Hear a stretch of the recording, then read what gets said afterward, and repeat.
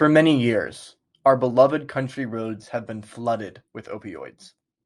In the face of this opioid epidemic, many institutions worldwide have instituted programming to help promote community awareness.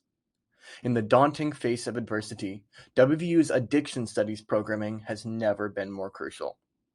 Through either a class, a minor, or a whole degree program, addiction studies programming builds real-world skills surrounding addiction counseling. Let's focus on the why first. Are you a good fit for addiction studies?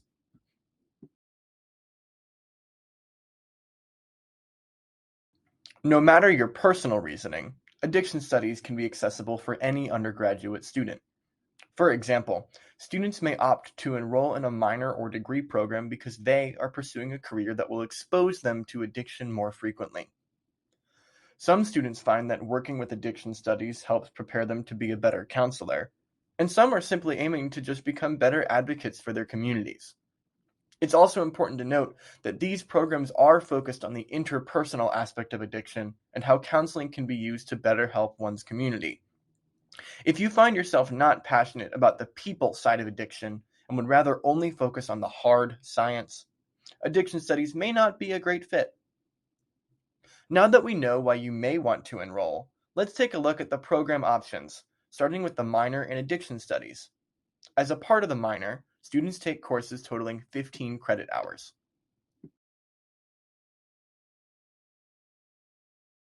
These classes are Introduction to Addiction Studies, Addiction Screening and Assessment, Counseling Techniques, and Families in Addiction, all of which are finally culminated in the Addiction Studies capstone.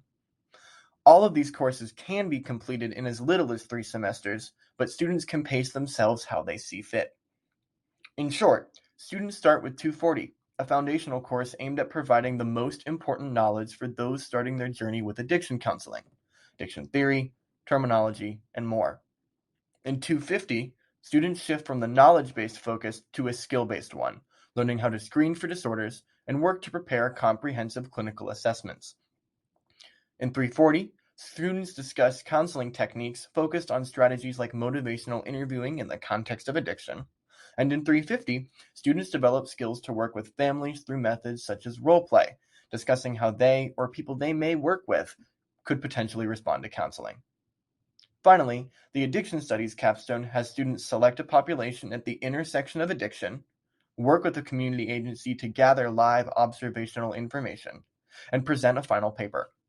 Students also learn about research ethics and how to navigate through an ethical dilemma. If these courses sound interesting, addiction studies programming, regardless of scope, may be a great fit for you. On a larger scale than the minor, WVU also offers an entire Bachelor of Arts in Mental Health and Addiction Studies.